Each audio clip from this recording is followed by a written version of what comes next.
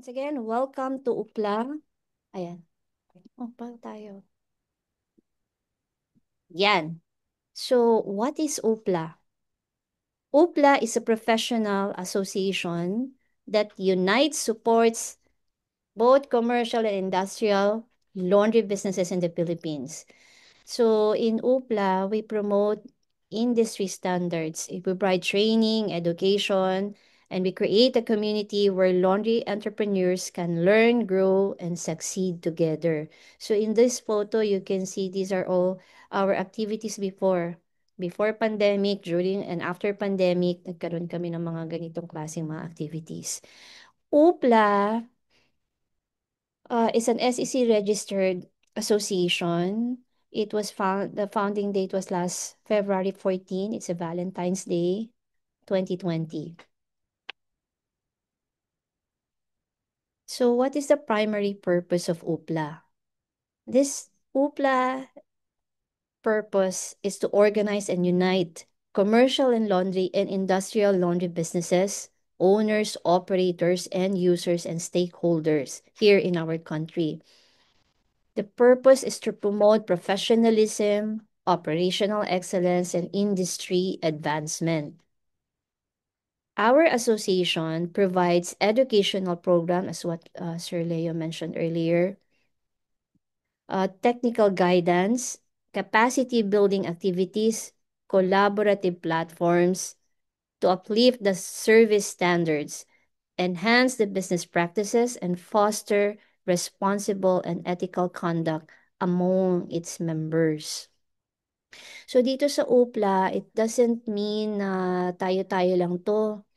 Marami pang mga dapat na maka-join sa atin. So this is an association for all laundry owners and laundry end users. Okay.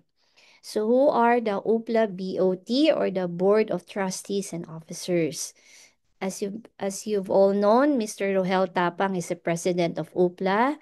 He is the founder of Mr. Lava Lava Laundry Shop, and Laundrypreneur Business Consulting Service.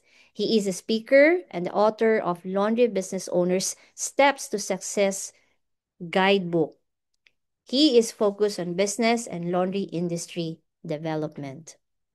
Our Vice President, Mr. Leo Estalio, leads several ventures in the laundry industry. He owns spin-off express laundry shops in Laguna, the president and CEO of One Rockford Industries, a trusted name in commercial laundry since 2015, and founded EcoSmart Dry Cleaning Alternative System. It's a he's continuously pushing for smarter, more sustainable laundry solutions. And yours truly is the managing director of Textile MRP Textile Care Co. Our CEO is my husband, Rommel Panganiban, who is part of the UPLA officer. We manages Laundry Setup PH in Facebook as well. And we are the owners of MRP Laundry Lane and Dry Cleaning Services. By the way, my position in UPLA is the secretary. I forgot to mention. So I myself is a passion-driven and an advocate for better industry practices. So we are committed, I myself am committed to helping uplift the laundry standards. Our treasurer is Ms. Tay Remulla Lapus. He is the CEO of Integrated Business Solutions and the owner of Make a Wash Laundry Shop. Unfortunately, she couldn't join us today. So one of our officer as well is Mr. Greg Mota. He's our compliance officer, the president of Siderea Hospitality Solutions, Inc., who supplies machine and installations for both laundry and kitchen requirements. There. So these are our UPLA programs and activities that we've had in the past. Ay, sorry. Nagpe-play agad. We've had in the past. Actually, in this very first photo that you see, we will be having an upcoming event. Later, Sir Leo will further discuss this. It's Kapihan sa UPLA. And if you will see here, we have Zoom meetings and events at saka yung mga road shows namin before the pandemic. We go to different places in Metro Manila and conduct mga events. So, yun na pala. With that, let me just share you a short clip of a video. I'm Mark Daniel from Levada PH, and I learned a lot from UPLA Roadshows, the Learning Roadshow. And I would like to invite the shop owners of laundry services. Marami talaga kayong matututunan dito. And ma-apply nyo, hopefully, sa laundry nyo, and mag-grow and expand pa kayo. So, thank you. Thank you so much, UPLA. Hello everyone, we are from Labs Madami, a member of UPLA. Please join our association to professionalize our industry. Marami tayong matututunan dito. And anymore. Hi, I'm Joanne from Different Time Professional Learning and Learning Services. We are official member of United Philippines Laundry Association, and we are very excited for this association. Member na kayo kasi we have so much learning for this day, from marketing, for keeping and conducting all our customers. You should attend their Laundry Business Laundry learning program, because you will have so many learnings na hindi mo makuha easily. Theories and practical, you will learn it from here. So looking forward, meeting you soon all if you're gonna join this membership. So see you soon.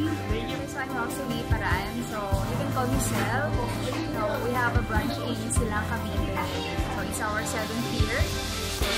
7th year namin in June. So so far, so this is my dream come true actually, being a part of the association. Kasi talagang, so nag-start kami ng business, wala akong knowledge about business, about this laundry business. So at least, now na meron akong association na sinamahan, so I can ask questions, or I can talk with other laundry owners. So parang sharing ng best practice. So para sa mga laundry owners, business owners, so please join. So marami tayong matututunan. So this is just the beginning.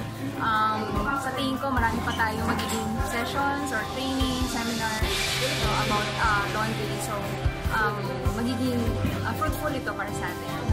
That's all. I'm Joyce Emilia from Trinity Laundry Service from Singano, Manila. Well, actually, attend ako dito kay UPLA Association in order na maaral pa ako, ika nga, mas marami pa akong matutunan para mas maiayos ko pa yung business ko at para gusto pa siyang tumagal, ika nga. So marami tayong matututunan. So I'm just inviting everyone, lahat po ng may mga hanap buhay, ika nga ng laundry, try nyo po. At hindi po kayo magsisisi at mariremind po tayo sa ano pa man ang kailangan natin matutunan at malaman na maging maayos, matatag ang ating hanap buhay. Yun lang po.